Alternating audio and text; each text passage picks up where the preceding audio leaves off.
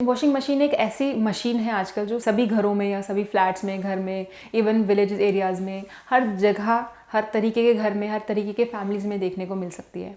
एक बहुत ही ज़्यादा कॉमन मशीनरी हो गई है, बहुत ही ज़्यादा डेली यूज़ के लिए हम इसे इस्तेमाल करते हैं। बहुत ही एक हेल्पफुल मशीनरी है सभी घरों में। और इसके साथ इसके जब हम इस्तेमाल करते हैं तो इसको जहाँ भी आपका बाथरूम है या फिर जहाँ भी आपका जो टॉयलेट एक्टिविटीज़ हो रही हैं या फिर वॉशरूम प्लेसमेंट्स हैं या फिर बाथरूम प्लेसमेंट्स है या फिर बालकनीज़ हैं, यूजुअली हम इसी में प्लान करते हैं इसको, जो थोड़ा सा ओपन एरिया है।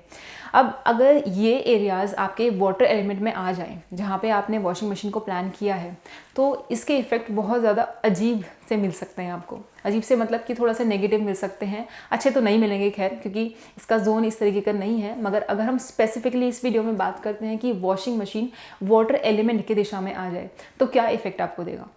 वाटर एलिमेंट में सबसे पहले आपको मालूम होना चाहिए कि दिशाएं कौन सी आती हैं। वाटर एलिमेंट की जो दिशाएं हैं वो है north, north east and north east.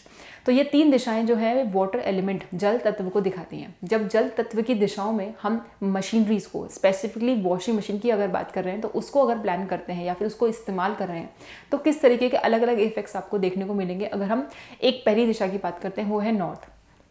अगर मैं नॉर्थ की बात करती हूँ तो नॉर्थ में अगर वॉशिंग मशीन जाती है तो खैर ये अच्छा तो नहीं है, बिकॉज मशीनरीज का नॉर्थ में जाना एक अलग तरीके की नेगेटिविटी को दिखाता है। और अगर स्पेसिफिकली नॉर्थ की बात ही की जाए और मशीनरी की बात की जाए, वो उसमें भी वॉशिंग मशीन की बात की जाए, तो ये कुछ ना कुछ अनस्टेबिलिटी शो करता है, स्पेशली इन करियर।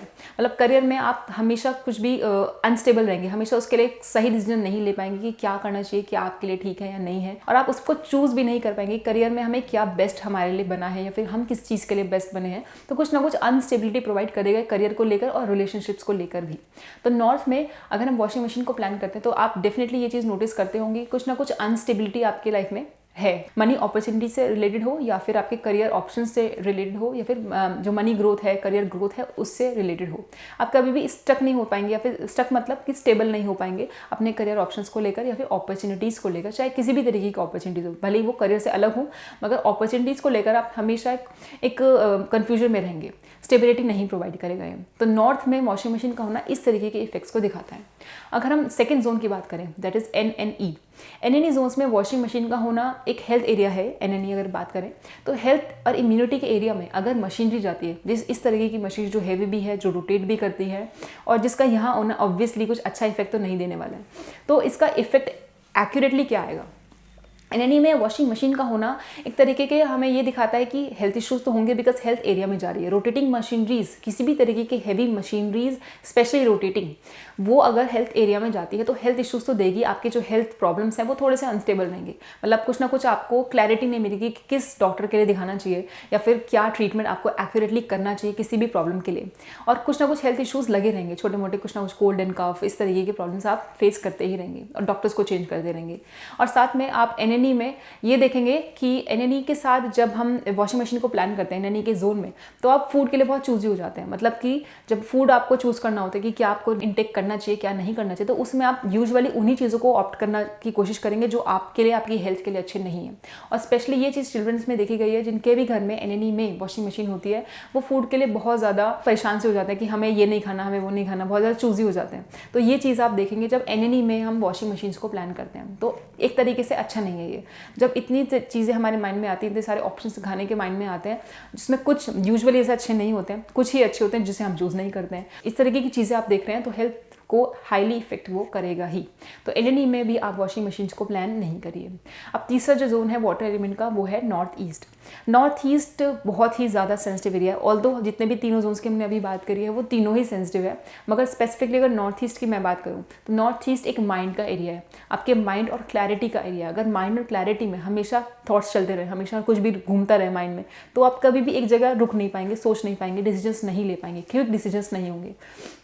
तो ऑब्वियसली क्योंकि माइंड का एरिया और मशीनरी का यहाँ होना तो गलत है ही, आपके डिसीजन मेकिंग पावर्स को, आपकी क्लैरिटी को, माइंड को वीक करता है। और साथ में अगर हम नॉर्थ ईस्ट की एक्टिविटी को देखें और मशीनरी की एक्टिविटी को देखें तो कहीं ना कहीं ये आपको हेडेक्स, यूजुअल फ्रीक्वेंट हेडेक्स देगा। सिर में दर्द हमेशा आप फील करेंगे, कुछ ना कुछ भारीपन आप सिर में फील करेंगे।